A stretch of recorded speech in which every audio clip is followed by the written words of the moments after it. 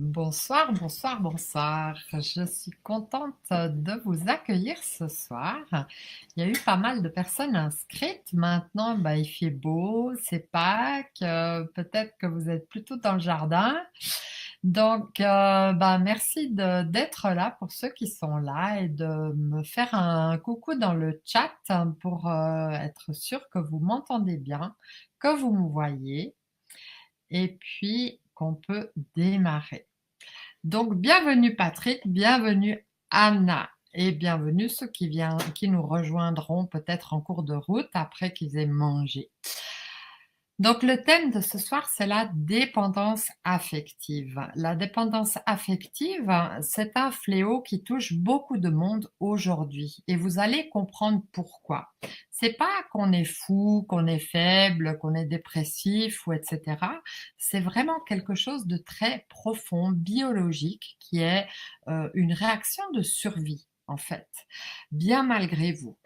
Et en fait, vous en sortir, vous verrez que c'est pas si compliqué que ça et puis, c'est pas X années de psychologie moi, j'ai des techniques vraiment très simples qui permettent, d'alléger sa vie.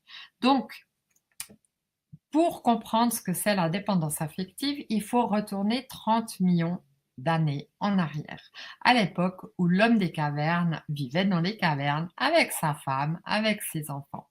Et j'aime bien donner le nom d'Indiana Joe et Indiana Jane à mes deux comparses. Donc imaginez Indiana Joe et Indiana Jane s'ils habitaient tout seuls dans leur caverne avec leur bébé. Eh bien, Indiana Joe, s'il partait à la chasse, eh bien, il laisserait sa femme et sa progéniture en danger face aux prédateurs. Et lui, tout seul, n'aurait pas la puissance de ramener son gibier et se mettrait aussi en danger sans le soutien de son clan. Donc à l'époque, eh bien, ils se sont organisés pour vivre en clan et pour garantir la survie de l'espèce. C'est vraiment ce qui prime dans la biologie. C'est inscrit au plus profond de l'ADN, dans des mémoires qui sont à peine explicables, mais quand on observe la nature, on voit très bien que même les animaux, ils ont des comportements sociaux de survie. Ils font tout selon leur corpulence, selon s'ils ont des griffes ou des pattes ou des sabots. Ils ont tout en eux pour garantir la survie de l'espèce d'abord et de l'individu ensuite. Voilà, l'être humain, il a été conçu exactement la même chose. Et il a fonctionné comme ça pendant plus de 30 millions d'années. Ça fait que à peu près 500 ans qu'on sait qu'on est en sécurité dans une maison et qu'on peut aller avoir un jardin, récolter des trucs, acheter de la viande, aller chez le marchand et aujourd'hui dans les supermarchés. Donc, proportionnellement, sur 30 millions d'années, les 500 ans où on est en sécurité, eh bien, si on devait tout réduire à une année, ça ferait que quelques secondes que notre inconscient sait qu'on n'est plus en danger. Pensez-vous que la biologie cellulaire ait eu le temps de s'adapter en 500 ans? Eh bien non. Il faut du temps pour l'évolution de l'espèce. Imaginez l'être humain.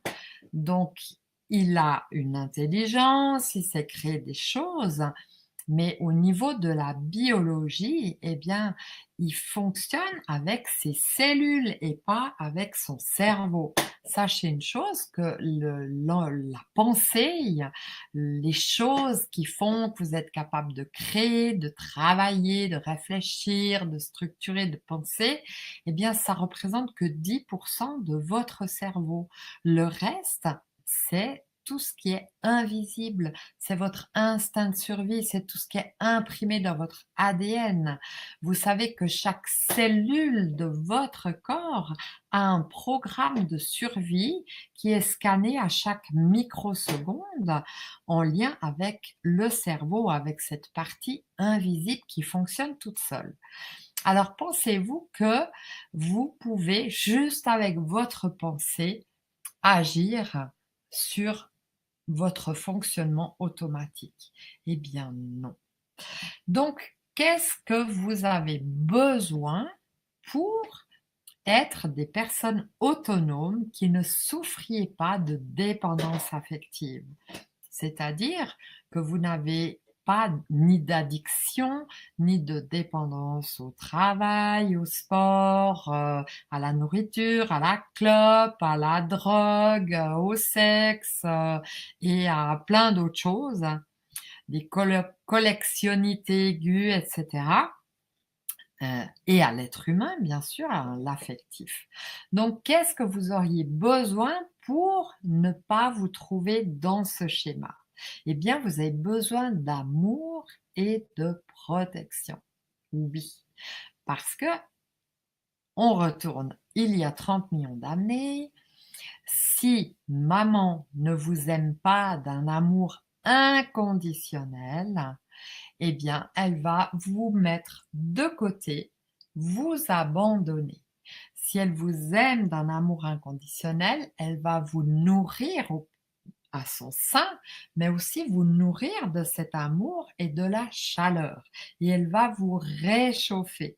Elle va vous tenir en vie, cette maman, aussi longtemps qu'il le faut, jusqu'à ce que vous soyez autonome.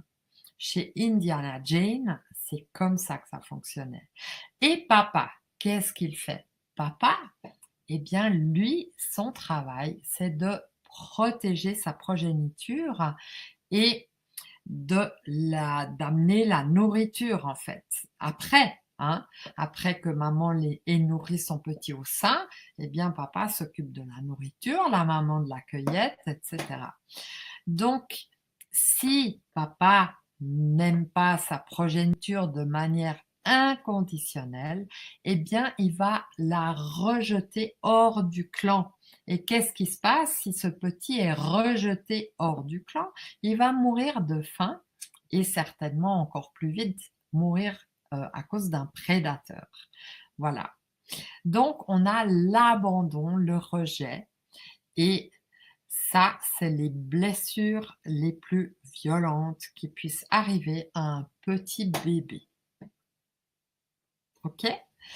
Donc, il faut comprendre qu'aujourd'hui, peu importe comment vous ayez vécu un abandon, peu importe comment vous ayez été rejeté ou souffert de manque d'amour, de manque de valorisation, et cela jusqu'à l'âge au moins de 7, 8, 9 ans, hein, ça c'est vital jusque-là, eh bien, ça va faire que vous allez grandir dans des manques et vous allez devenir un adulte qui n'est pas autonome. Alors, vous êtes libre, adulte, vous savez vous débrouiller, vous savez cuisiner, vous faire à manger, mais à quelque part, au fond de vous, il y a un vide à combler. Et ce vide affectif, eh bien, on va le combler de différentes manières. Est-ce que jusque-là, c'est OK pour vous? Si vous avez des questions pendant que je cause, eh bien, n'hésitez pas à les mettre dans le chat. C'est avec plaisir que je vous répondrai. Bien, donc vous avez compris que au fond de vous, il y a 80 à 90% qui fonctionnent comme il y a 30 millions d'années. Ça veut dire que à la naissance, même pendant la grossesse, si votre maman vit des stress, fait une dépression, vit de l'incertitude quant à son époux, vit par exemple un époux qui est au chômage, qui ramène pas assez d'argent, puis du coup il y a la peur de manquer, eh bien pendant la grossesse, toutes ces peurs, toutes ces choses-là, elles vont elles vont s'imprimer dans le fœtus parce que le fœtus, il ressent ses émotions, il ressent les peurs. Et du coup, eh bien, il va pas se sentir rassuré pour venir au monde. Il faut savoir une chose. Qu'est-ce qu'un biochoc? Un biochoc, eh bien, c'est un traumatisme qui est vécu de manière inattendue, sans solution et dans la solitude. Quand on vit un drame comme ça, et c'est le cas d'un abandon, d'agression physique, d'agression sexuelle, de violence verbale, de rejet, etc. Eh bien, il faut comprendre que quand c'est vécu de manière inattendue, dans la solitude et sans solution, hein, parce que quand on est bébé, on n'a pas de solution, eh bien, c'est la biologie qui va prendre le relais. On va prendre l'exemple de la blessure de l'abandon. Si un bébé vient au monde, et ça arrive très souvent qu'une maman ait de la peine à avoir du lait, ou bien il y a aussi des mamans qui disent: «Moi, mon lait, il était trop clair, il n'avait aucune valeur nutritive». Eh bien, souvent, ces mamans ne s'en rendent pas compte dès le départ et pendant plusieurs jours, le bébé tète, mais il n'est pas rassasié. Il n'a pas mangé à sa faim, il commence à souffrir de la faim jusqu'à ce que, eh bien, on s'en rende compte. Donc là, déjà, le bébé, il vit une espèce d'abandon, bien malgré lui, et parfois même la maman, c'est pas de sa faute, mais le problème, il est là. Donc, qu'est-ce que va faire la biologie? Le bébé, il peut pas aller aux commissions, il peut pas dire à maman, à part pleurer, hein. Il ne peut pas lui dire: «Ton lait, il est pas assez nourrissant, faut que tu ailles m'acheter du lait en poudre», hein. Donc le bébé, il a pas de solution et du coup, la solution gagnante dans la biologie, c'est que ce bébé, il va être de plus en plus glouton. Donc, il va vraiment téter beaucoup, beaucoup et quand il reçoit à manger, il va essayer de stocker un maximum. Et entre deux, la solution gagnante, c'est aussi de ralentir son métabolisme, c'est-à-dire griller un minimum d'énergie, hein.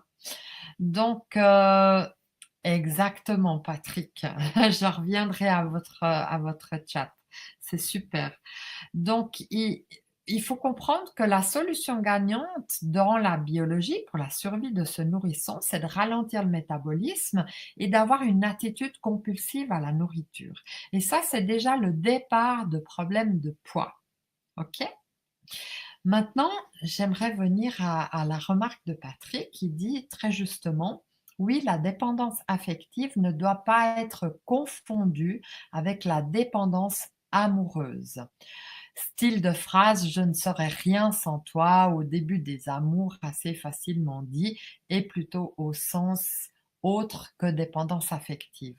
Tout à fait. Mais Patrick, je vais expliquer comment ça se fait que justement on en vient à dire des phrases comme ça. Parce que les gens qui souffrent de dépendance affective, ils ont des croyances et on va y arriver tout à l'heure. Donc, vous avez compris que dans ce moment-là, ce bébé, il va déjà être préprogrammé à être boulimique et à stocker de la graisse plus que les autres. Maintenant, ça, c'est imprimé dans son ADN. Ça veut dire que cette mémoire, s'il n'y travaille pas et qu'il ne trouve pas de solution, pour, guérir de cette blessure, eh bien, ça sera transmis à sa descendance. Donc, si lui, il a aussi des parents qui ont souffert d'abandon, peut-être des parents orphelins, ce qui est mon cas, hein, eh bien, cet enfant, il a déjà 2 programmants qui sont inscrits dans son ADN. Vous comprenez? Donc, tout ce qu'il aura vécu au sein, dans le ventre de sa maman jusqu'à 1 an de vie, on appelle ça le projet essence de vie. Le transgénérationnel, c'est le transgénérationnel, c'est ce qu'on hérite des parents. Et ensuite, il y a la période de la petite enfance, de 1 an à 7 ans. Donc, si l'enfant revit un abandon à ce moment-là, eh bien là, c'est garanti, il va avoir des problèmes de poids. Et la croyance «je risque d'être abandonné» ou bien encore plus violent, c'est que si on se sent abandonné, eh bien, c'est que on ne mérite pas d'être aimé et ça, c'est terrible. Alors, qu'est-ce que va faire cet enfant pour ne pas souffrir de cette blessure? Eh bien, il va mettre en place toute une stratégie. Il va être gentil, il va obéir à maman, il va faire ce qu'on lui dit, il va apprendre à ne pas s'écouter et il va apprendre à être gentil, gentil, gentil et tout faire pour les autres parce qu'il a tellement peur d'être abandonné. C'est comme ça que s'installe cette fameuse dépendance affective. Et c'est là qu'ensuite, à l'âge adulte, quand on rencontre l'amour, eh bien, on va, comment dire, projeter sur l'autre le besoin d'affection qu'on a. C'est-à-dire qu'on va rendre l'autre responsable de notre amour ou de notre non-amour. Et ça, c'est terrible. Et ça, c'est pas sain non plus dans les relations de couple. Vous comprenez le processus? Voilà. Donc, hem c'est clair qu'une personne qui aura mis en place toutes ces stratégies de survie et qui, quand elle est en relation de couple, eh bien peut-être qu'elle aura de la difficulté à être seule parce que elle ne sait pas se faire plaisir seule et en plus, elle a la croyance qu'elle ne mérite pas le plaisir. Donc le plaisir, c'est toujours pour l'autre. C'est aussi une personne qui ne sait pas recevoir. Elle sait donner, mais elle ne sait pas recevoir. Et puis souvent, quand il y a des problèmes, après il y a des reproches. Oui, mais avec tout ce que je fais pour toi, et puis moi j'ai rien. Mais la personne, elle ne voit même pas la manière qu'a l'autre de l'aimer. C'est ça qui est dramatique. Et du coup, avec tous ces reproches et avec ce sacrifice, eh bien, ça va étouffer l'autre qui va s'éloigner de plus en plus. Et du coup, la boucle est bouclée. L'abandonnique se ressent abandonné et tout le cercle infernal recommence. Mais bien sûr, un abandonnique rencontre très souvent un autre abandonnique, mais un autre abandonnique qui a créé une autre solution de survie. Pour lui, c'est: «Faut que je me débrouille tout seul. De toute façon, je peux pas compter sur les autres». Et c'est souvent le cas dans un couple d'abandonnés, qu'il y en a un qui donne tout à l'autre et puis l'autre qui rejette tout et qui se ferme.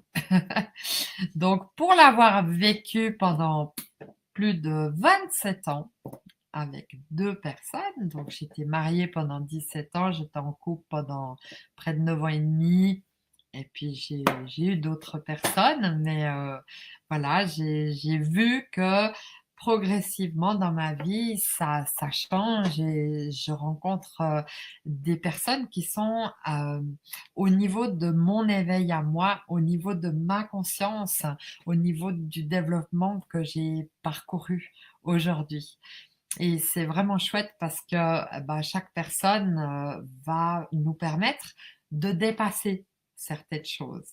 Et ce qui est cool aussi, c'est que, quand on rencontre quelqu'un, eh bien, on peut lui demander son pédigré. Le pédigré, c'est date de naissance, les prénoms et puis vous allez guigner dans votre arbre généalogique et vous savez exactement ce que la personne vient vous faire travailler dans votre vie. Alors soit vous prenez conscience que, ah, il reste encore un gros morceau à travailler et si l'autre personne a aussi conscience, parce que vous venez aussi refléter quelque chose qui va faire travailler l'autre personne, quand on peut travailler, avancer main dans la main, c'est génial. Mais quand il y en a qu'un seul qui avance et l'autre qu'on n'a rien à cirer, eh bien là, c'est voué à l'échec. Donc mieux vaut couper court tout de suite ou rapidement avant de trop s'engager. Voilà. Bon, donc revenons à nos moutons.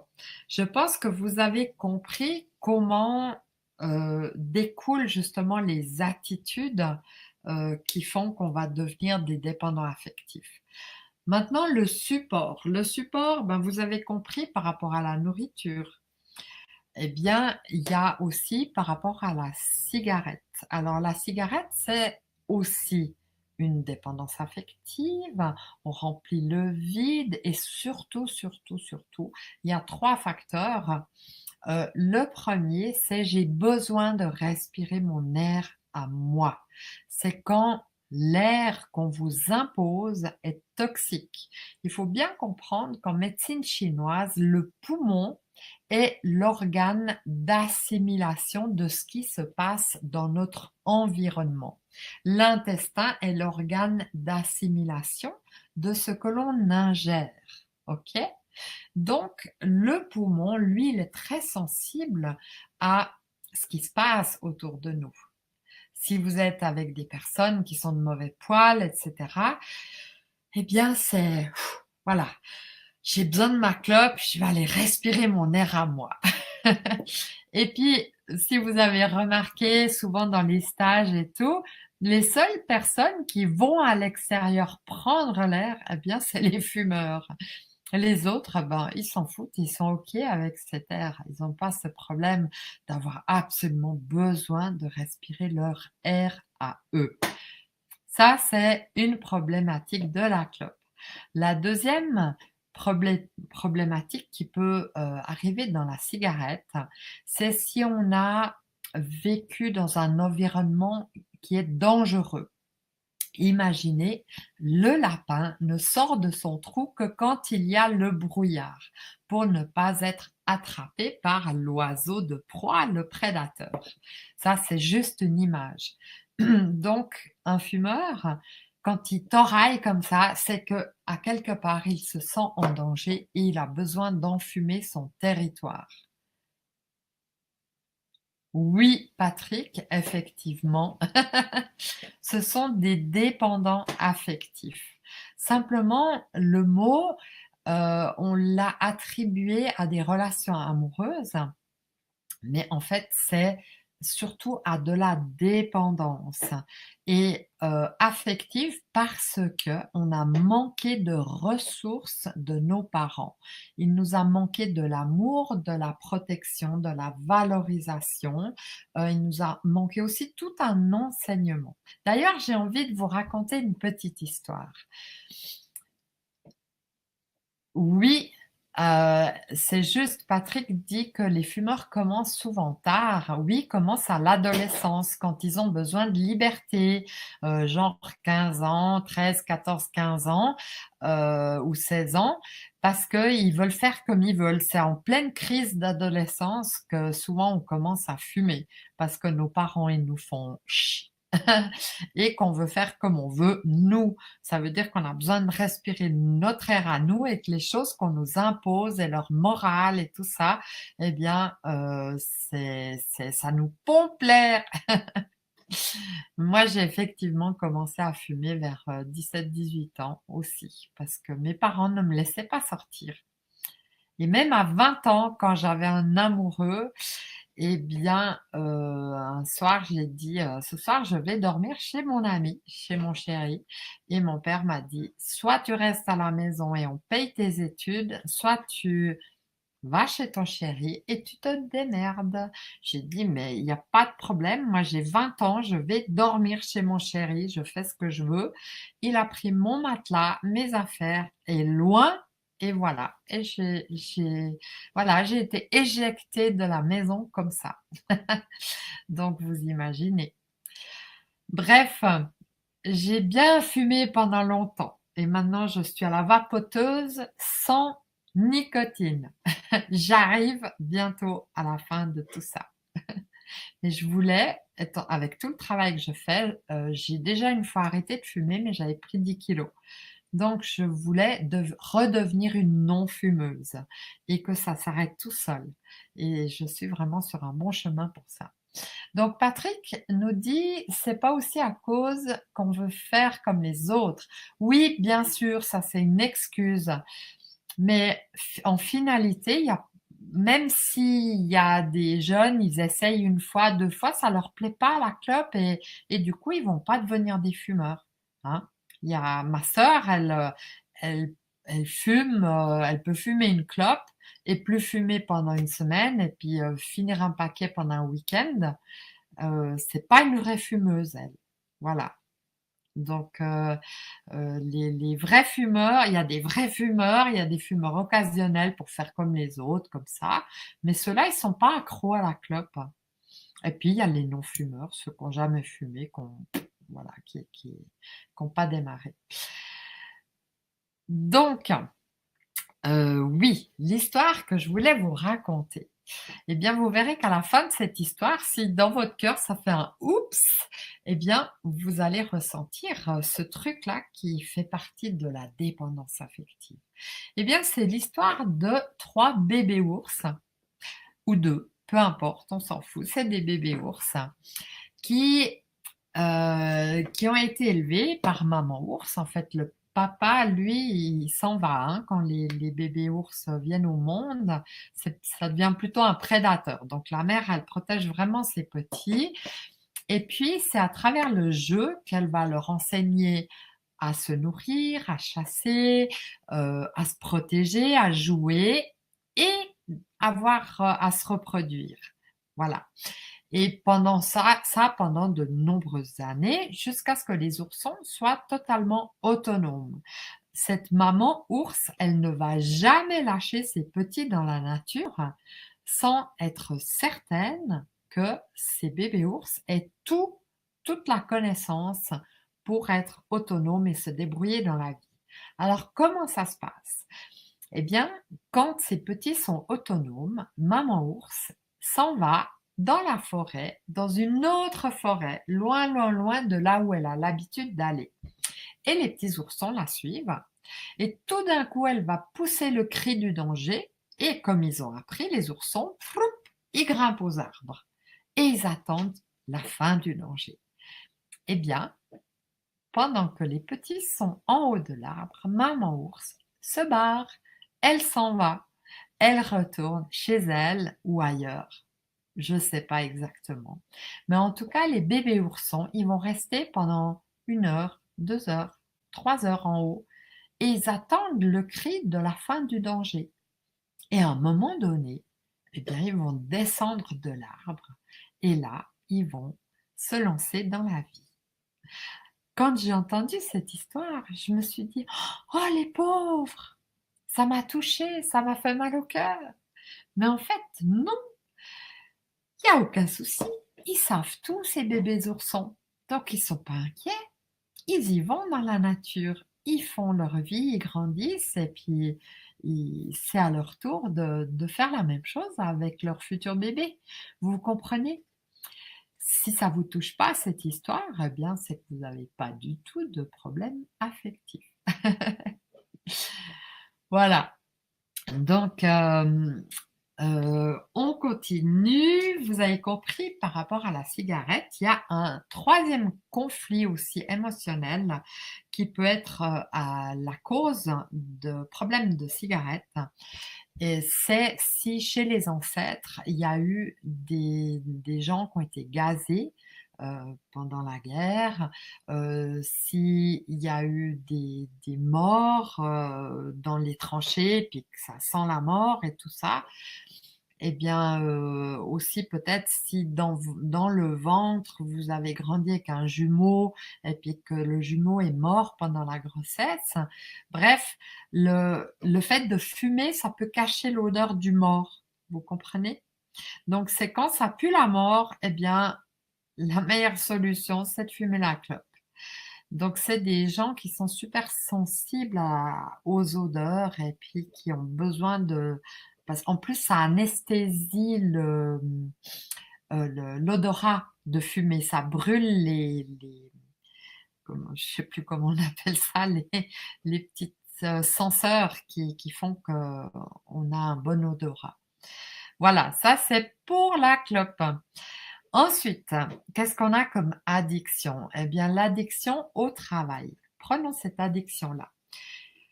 Eh bien, ça, c'est tout un bins qui est souvent en lien avec le manque de valorisation ou avec des histoires de, chez nous en Gruyère, moi j'habite dans la Gruyère, eh bien, il y avait beaucoup de presque tous les ancêtres sont des agriculteurs. Et puis, vous avez peut-être entendu ce dicton que si tu es pas intelligent, que tu vas pas à l'école, tu seras paysan ou jardinier.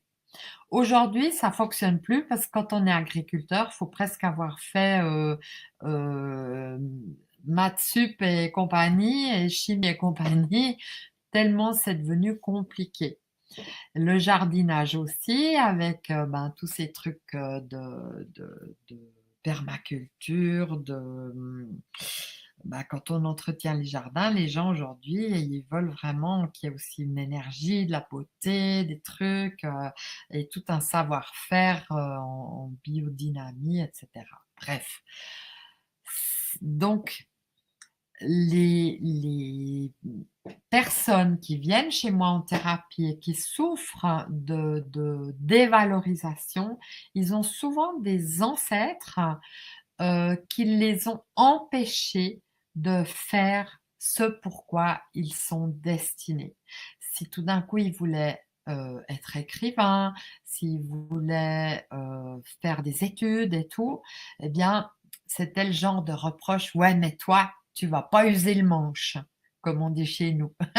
Tu vas pas te faire des cloques à la main en travaillant avec la pelle. Donc, c'est des gens vraiment qui avaient honte de faire des activités intellectuelles et puis qui ont été constamment dévalorisées. Donc, ces personnes, soit par solidarité au clan, vont reprendre l'affaire familiale, mais ils vont se faire chier comme des rats morts, et puis ils vont pas être épanouis parce qu'ils sont pas du tout dans leur plaisir, et puis ils vont souffrir de lumbago, de sciatique parce qu'ils n'ont pas envie d'avancer, etc.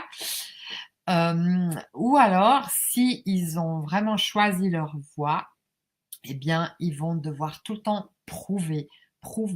Ils vont tout le temps être dans l'hyper-activité de qualité. Ça va être des gens très méticuleux qui vont insupporter l'injustice. Donc, pour eux, il faut que tout soit parfait. C'est des gens qui vont vraiment se ruer dans le travail et abandonner leur famille, s'abandonner du plaisir, ils vont pas vivre. Vous comprenez? Et en plus, ça va abîmer toute la famille, tout ce qu'ils auront construit, hein. À force d'être tout le temps au travail, ben la femme, elle va se sentir délaissée, les enfants, eh bien, ils vont râler, et le papa, il va faire une crise cardiaque ou une dépression, etc. Et voilà, ça c'est aussi les origines de ce qu'on appelle aujourd'hui les burn-out. C'est des gens qui souffrent parce que soit ils ne sont pas dans la voie dans laquelle pourquoi ils sont faits, soit eh bien ils ont choisi leur voie, mais ils n'arrivent pas à s'épanouir parce qu'ils se mettent trop de pression. Voilà. Donc maintenant, si on peut aussi prendre une autre dépendance, celle du sport, voilà, il y a des gens qui, ouais, ils sont fiers. Ils sont fiers. Eux, ils n'ont pas de problème de poids, mais ils font du sport tous les jours. Alors, j'en ai vu des femmes qui étaient dans le déni, puis qui étaient dans le contrôle, parce que si elles font pas leur sport quotidien, eh bien, elles se nourrissent pas. Voilà. Si elles mangent des pâtes, elles vont pendant toute la semaine au fitness pour brûler toutes les calories, et ça vient juste de la folie. Donc, c'est des faux minces. C'est des gens, s'ils arrêtent tout, ils vont prendre 20 kilos d'un coup. C'est des gens qui vont tomber en dépression. C'est des gens aussi à travers le sport qui sont constamment shootés aux endorphines, à l'adrénaline, etc. Donc, ils sont dans un état second. Ils sont pas incarnés. Ils sont dans un état mental, émotionnel, même, je sais pas comment vous dire, dans un état de conscience modifié, mais qui n'est pas ancré. Et quand on n'est pas ancré, eh bien, tout ce qu'on fait, ça sert à rien. Voilà, ça se manifeste pas dans la matière. C'est des gens qui brassent du vent et qui n'arrivent pas à créer. Ils brassent que du vent. Voilà. Donc, il y a aussi les sportifs extrêmes qui font ce sport euh, parce qu'ils ont arrêté de fumer et ils passent d'une addiction à l'autre. Alors, Patrick me dit, elles sont beaucoup, je sais pas, chez les hommes, je pense, pour eux, le bodybuilding, avoir des muscles incroyables. Mais chez les Miss, je rencontre beaucoup, oui, à cause d'une mode de ligne parfaite. Oui, c'est une dépendance des deux côtés sur mes exemples. Oui, oui, tout à fait. Alors, Patrick, il y a autant d'hommes que de femmes qui sont dans ces dépendances, aussi dans le travail, aussi dans l'estime de soi. Donc là maintenant dans le sport, eh bien, il y a aussi des gens, j'ai trouvé souvent en thérapie pour les addicts au sport, dans la généalogie et surtout au sport extrême, des jeunes adultes morts. Et c'est comme si à travers le sport, on défie la mort. C'est-à-dire que on va toujours titiller la mort, on va toujours plus loin, on la chatouille juste pour lui dire: «Moi, tu m'auras pas». Donc je vais pas aller dans le détail de toutes les histoires que j'ai rencontrées dans ma vie professionnelle, mais il y a juste des trucs incroyables. Ensuite, oui, ouais, aussi, tout à fait, exactement. Donc Patrick dit: «Oui, la mort subite, on la connaît au foot». Exactement, ça c'est des gens qui, voilà, ils meurent d'un coup là et des fois, on ne sait pas pourquoi, on comprend pas, c'est pas logique. Enfin, ensuite, ben, il y a aussi la dépendance au sexe. Là, j'ai pas vraiment j'ai jamais encore, soigné quelqu'un là-dedans. Mais c'est de ce que je connais, eh bien, il faut prendre l'exemple des loups. Dans la communauté des loups, eh bien, il y a un mâle alpha et une femelle alpha. Et tous les autres loups mâles, ils n'ont pas le droit à la sexualité. Donc, ils vont avoir une sexualité homosexuelle où ils essayeront de choper la femelle, mais vite, vite, vite. Et ça donne aussi des problèmes d'éjaculation précoce, de sexualité, de déviance sexuelle. Et en fait, il y a parfois dans les clans, il y a des histoires euh, de, de, de viol, il y a aussi, comment dire, la sexualité interdite, etc. Donc, chacun son histoire, mais c'est vrai qu'il y a même 2 générations, eh bien 2-3 générations, c'était pas simple, hein, parce que les femmes, des fois, elles voulaient plus avoir d'enfants et les maris avaient aucun respect. À l'époque, l'éducation sexuelle et surtout, en Europe, dans les zones chrétiennes, c'était tabou. Et il y avait quand même des hommes pervers, des hommes aussi qui avaient juste besoin de vulgairement vider les couilles sans respecter la femme et puis que bah, il les chopait par derrière sans voilà sans amour, sans respect envers la femme. Donc il y avait aussi toutes des histoires comme ça qui sont transmises, c'est des drames, c'est des traumatismes pour les femmes et puis voilà. Donc, vous comprenez que tout ce qui s'est passé dans le passé, eh bien, on en a des empreintes. En plus avec la guerre, en plus avec 2000 ans d'ère chrétienne, croyez-moi que tout ça, eh bien, ça a créé des dégâts. Là, c'est en train de s'éveiller. Les gens sont vraiment en train de s'éveiller.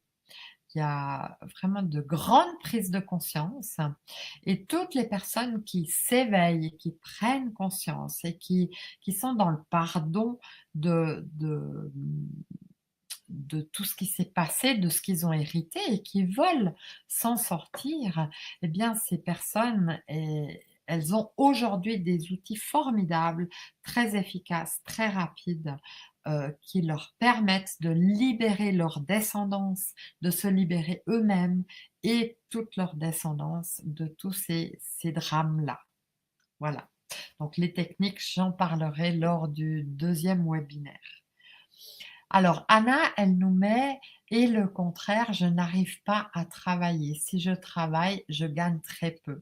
Effectivement. Donc la notion d'argent, eh bien, c'est toute une histoire et je vais faire aussi tout un coaching en lien avec l'argent, mais ça viendra d'ici quelques mois. Mais vous pouvez déjà comprendre des choses maintenant. Il y a plusieurs facteurs en lien avec l'argent. Il y a la première chose, est-ce que vous méritez de gagner de l'argent? Est-ce que vous êtes venu au monde en tant que fille désirée garçon? Est-ce que vous êtes un accident, c'est-à-dire un enfant non désiré? Est-ce que, il y a eu un drame avant votre naissance, une maman qui a fait une fausse couche, et cetera? Bref, il y a une multitude d'histoires, mais le résultat, c'est: «Je ne mérite pas l'abondance» et sachez une chose, que l'amour et l'argent, c'est lié. Le premier chakra qui se trouve entre les jambes, eh bien, c'est le chakra de l'amour et de l'argent, du sexe et de l'argent. Le deuxième chakra qui se trouve sous le nombril, c'est l'amour et l'abondance. Eh bien, quand l'énergie est bloquée en vous, à ce niveau-là, à travers des drames sexuels, j'ai très souvent vu quand il y a des viols dans le transgénérationnel et même dans votre vie ici, eh bien, il y a des problèmes d'argent qui sont liés. Voilà. Donc, il faut aller dépatouiller ça. Moi, j'avais aussi un problème avec l'argent, c'est que, quand je gagnais de l'argent, on venait me le prendre et même aussi quand, tout d'un coup, parce que j'ai été indépendante pendant plus de 20 ans. Donc parfois, j'avais tout d'un coup, pouf, plein d'argent qui rentrait et hop, mes enfants arrivaient à casser le vélomoteur, à casser des trucs, il y a des machins qui pétaient dans la maison. Bref, il rentrait aussi vite qu'il sortait l'argent et il était jamais pour moi. Et puis toute petite, il y avait aussi un truc, c'est que, comme j'adorais bricoler et peindre et que j'étais plutôt une artiste, ma maman me faisait faire tous les cadeaux de Noël. Donc elle achetait plein de trucs à bricoler et puis ça coûte quand même pas mal cher. Alors je faisais un cadeau pour la cousine, pour le tonton, pour la grand-mère, pour ceci, pour cela, puis à la fin, pour moi, bah, il y avait rien. Alors du coup, après dans ma vie, j'ai arrêté de finir les choses que je commençais parce que quand je les finis, on vient me les prendre. Vous voyez?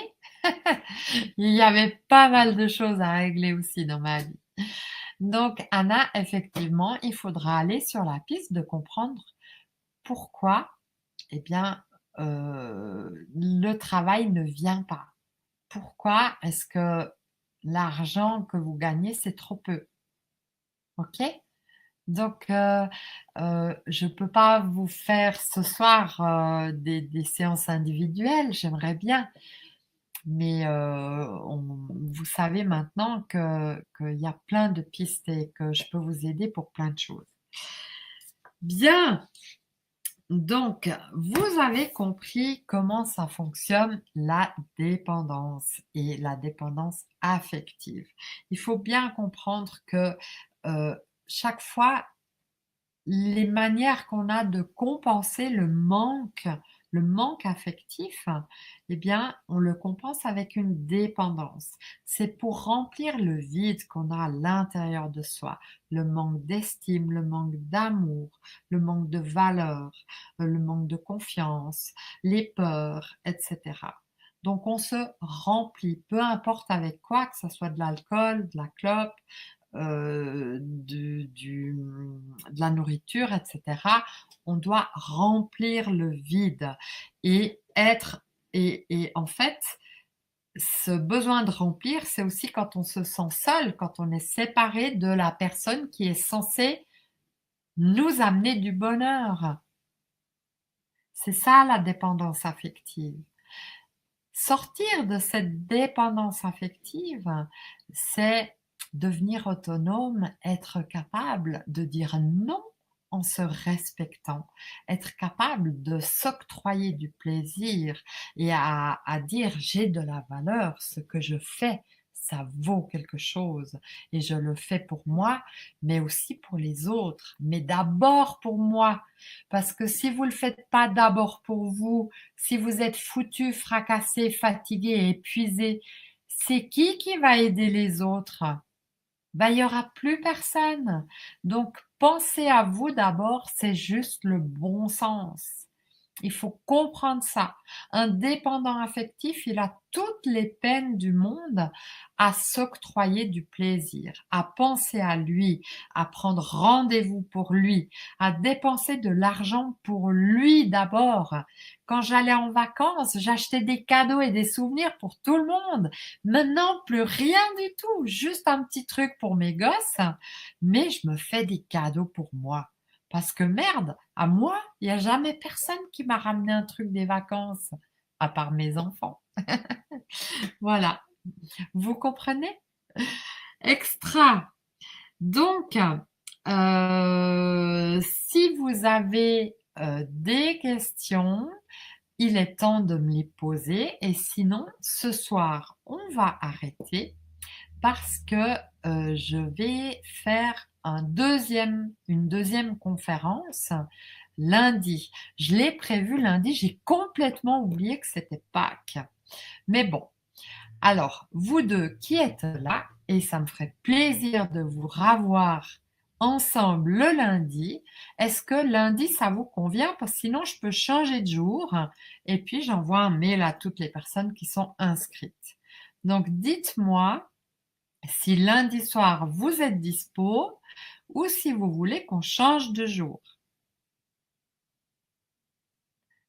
Je suis flexible pour vous parce que vous m'avez fait l'honneur d'être là. Super mardi, nickel. Pour moi, ça joue, Patrick. Anna, est-ce que c'est OK aussi pour vous mardi?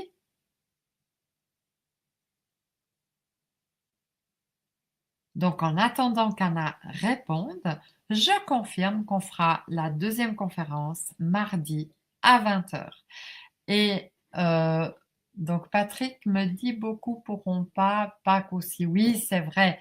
Mais en même temps, il y a aussi beaucoup de dépendants affectifs qui sont tout seuls dans leur trou à se morfondre et puis voilà, à s'ennuyer, etc., à être des vrais dépendants affectifs. Voilà, Anna est un enfant de remplacement. Juste. D'accord. Eh bien, il va falloir faire le deuil de cet enfant qui est décédé et puis vraiment vous permettre de prendre votre juste place. Et là, Anna, le boulot va rentrer, les sous aussi, et ça sera super. Bien, donc rendez-vous à mardi. Anna et Patrick, je vous remercie infiniment d'avoir participé. Ça m'a vraiment fait plaisir. Je vois qu'il y a là des autres personnes qui arrivent. C'est un peu tard. Vous aurez la rediffusion, mais c'était prévu que le webinaire soit lundi, le deuxième, et on l'a déplacé à mardi. Voilà. Donc Patrick me dit, moi je suis un enfant qui n'a pas vécu avec ses parents. Ok. Eh bien ça aussi, c'est évident que ça crée une sacrée dépendance affective. C'est une grande souffrance. Tout à fait. Bon, merci beaucoup. Bonne soirée, dormez bien, soyez heureux. et à mardi avec un immense plaisir. Et pour les autres qui se sont connectés maintenant, essayez d'être à l'heure parce que c'est vraiment sympa quand c'est interactif. Très bien. Bonne nuit à vous. Au revoir. Merci.